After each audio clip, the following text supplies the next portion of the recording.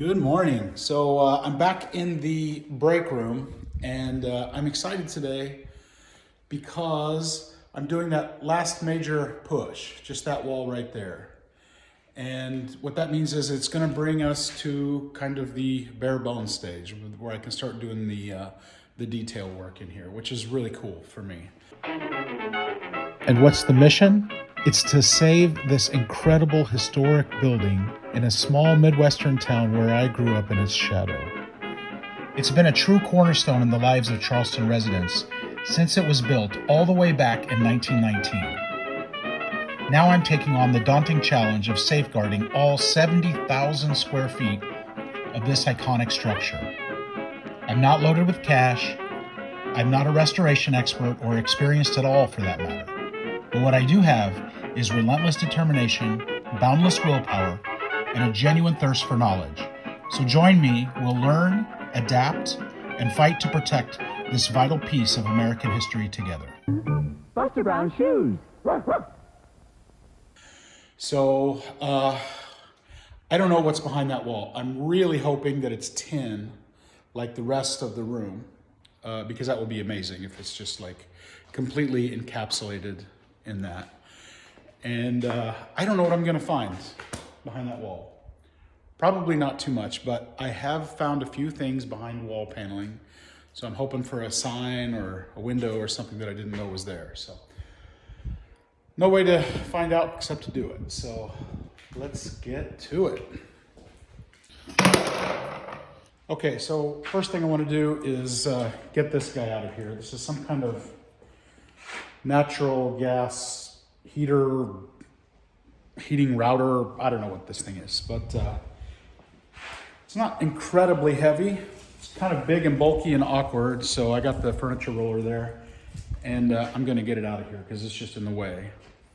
The first thing I want to do is, once that's done, is to clear all the paneling and bring this column back to its original self. So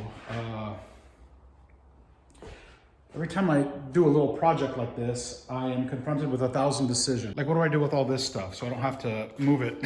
Well, I mean, most of this is trash, but there's some tools, just different random stuff on here, and I don't want to move it twice. So,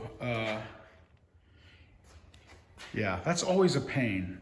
I have to be really careful about filming with a light behind me. Last time I went home to Poland, I filmed a bunch of videos in advance so that I'd be able to have some content for you guys every week. And I ran out because 2 different videos I was filming myself backlit, and it turned out that I had these gigantic hairs on the back of my ear. And I was like, I didn't even know that they existed. And they're completely invisible until you get light behind you. And that's been addressed. I no longer have that. It comes with age, right? Like nose, ears, all of that stuff. So yeah, I got off on a tangent. I'm sorry. So the thing is, like, I feel it very often I'm moving stuff and then moving it again. And I know the strategy, the wisdom says, move it only once. I don't have that luxury every time. I just have to take a little bite. So many people have put in the comments that you eat the elephant one bite at a time. There's that light again. You eat the elephant one bite at a time. And that's what it is. I feel like a little hamster or a guinea pig, like moving my stuff over there and then moving it over there. But it's the only way for me, sadly. But okay, got this furniture mover. I'm gonna get this out of here.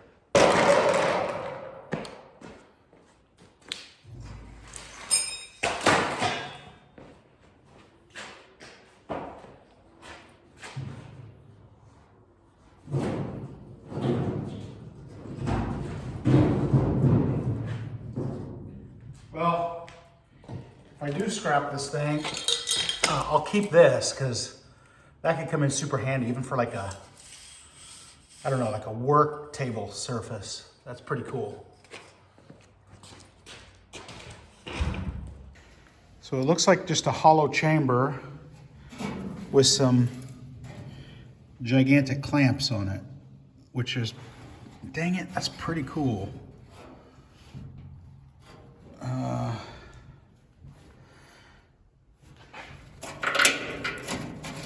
Man, that could be like a rocket backpack or something.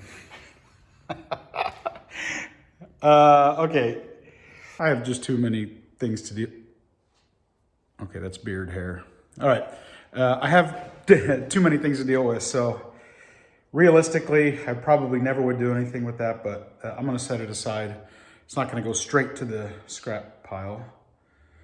Likely that's where it's gonna end up, but not gonna make that decision right now.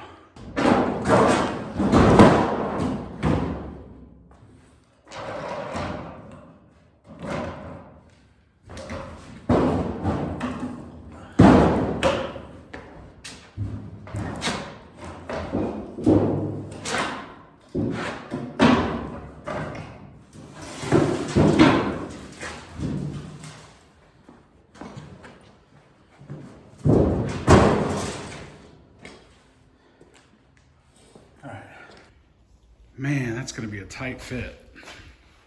That is a narrow door. That thing's pretty wide. I might have to bust that down after all. Let's see. A lot of people have said, hey, when you get that tank down, you should have just brought in a materials handler or like a big lift and do it that way. There's no door here big enough to get anything in. These are like kind of older doors and they're pretty narrow. So no, that had to be done with that chain hoist. There was no other option. I'm thinking maybe I can rotate this through. Let's see.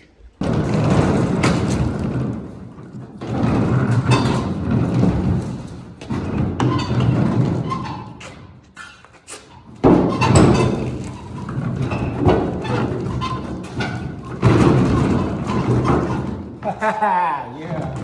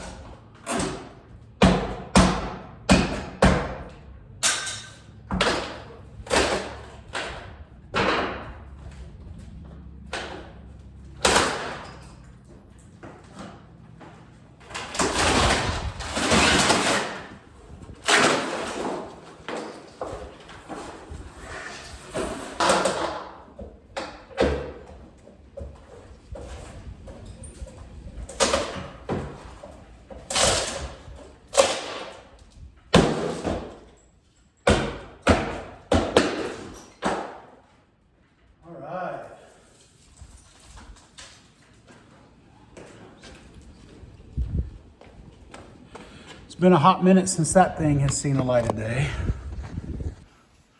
I mean, there's no surprises. It's exactly what I thought it would be. So now it's just a matter of the painstaking process of peeling it all back. So the sad thing is that like this is a solid chunk of wood.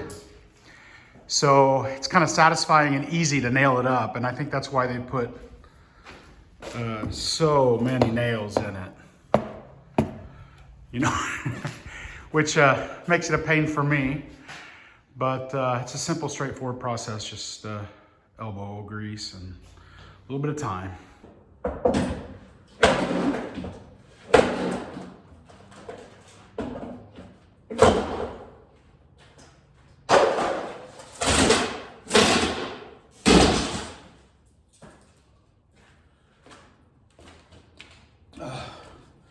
That could have been worse. Didn't go too bad. The nails are real shallow, which, yeah, I'll take it. I'll take it.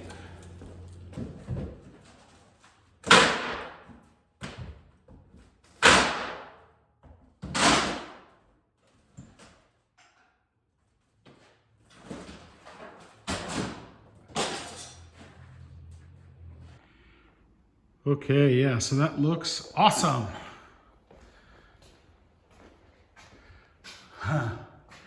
So yeah, to show you the back, got it off all the way around. Just have that one little piece I just noticed right now. I gotta pry off of there. And so now we have all of that to do. And probably I should start here and work my way around. The suspense is killing me. I want to know if there is a more tin-lined wall there. And maybe a window? Okay, let's find out. Now it's a shadow, but I definitely see some tin right above that pipe there. So that is a really good sign. So I just realized one difference with this wall as compared with this one is that one goes all the way up. And from the top of that ladder to the top of that roof is about 6 feet, probably, believe it or not. Doesn't look like it in this camera angle. But I do not want to be standing on that very top thing on a wobbly ladder. So I'm gonna have to go get a new, not a new, but a taller ladder. So.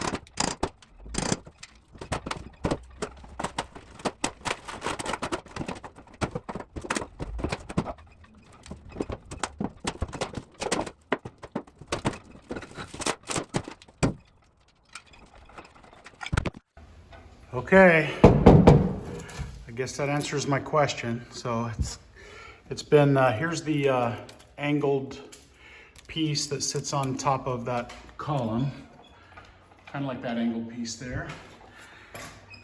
And you can see that it is trimmed around to form fit. So it's kind of inlaid almost, which is really cool.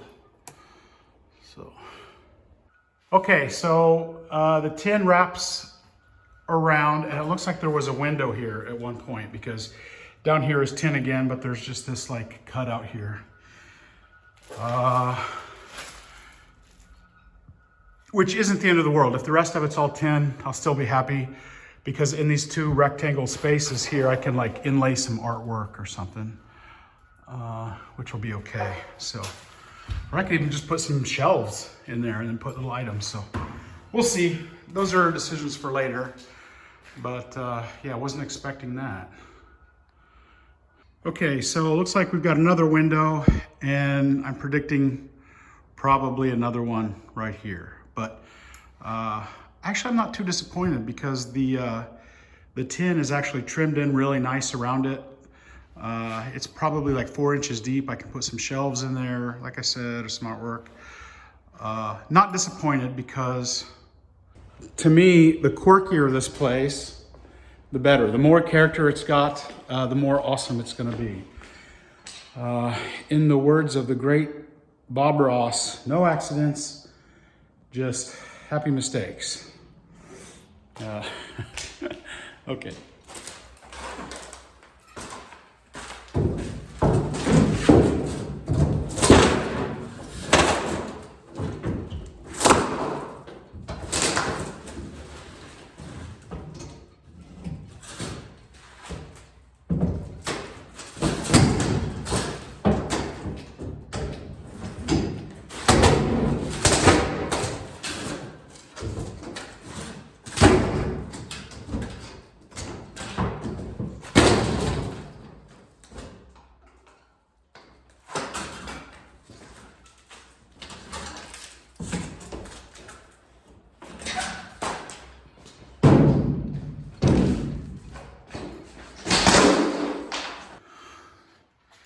Yeah, I was right.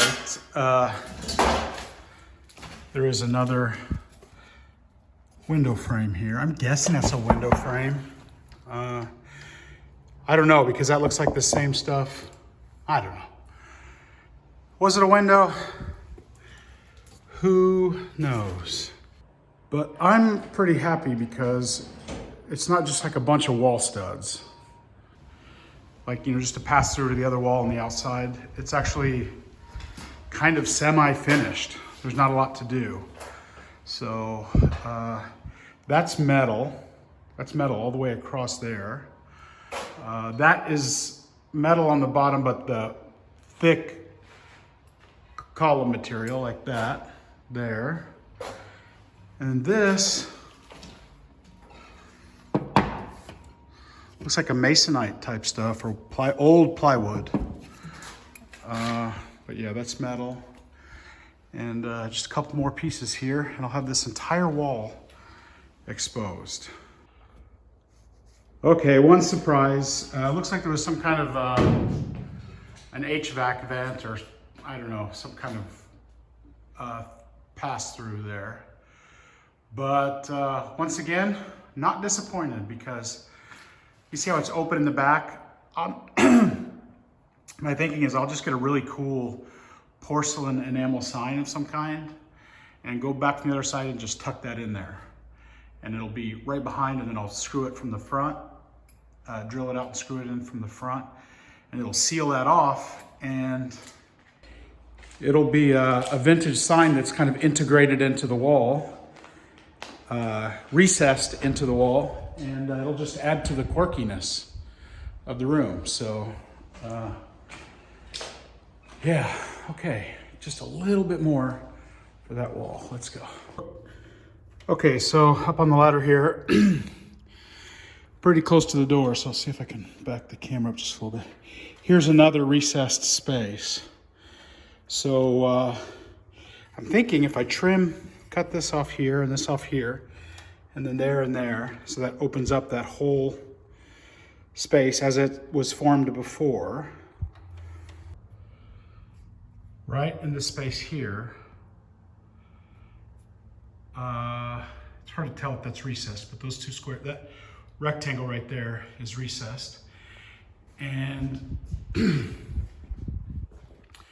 it's right above the door. So that is the perfect place to put a backlit industrial exit sign right above the door. So I'll tell you what, my vision for this place is super ambitious. So yeah, don't judge me, but I'm gonna stick to it until it's done. So I'm super happy with it. So sign, exit sign. Yeah, okay. Okay, so the lighting is much better in here now because the sun is like moving across the sky, and it's afternoon and the light is just spilling in. So that's pretty cool.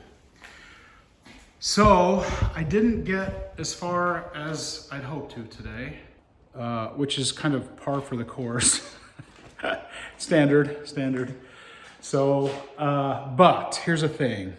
This is a wonderful, unique, quirky industrial space that's going to give me just a little bit of a taste of what the rest of the building is going to look like as I progress through the renovation. So thank you guys so much, and we'll see you again soon.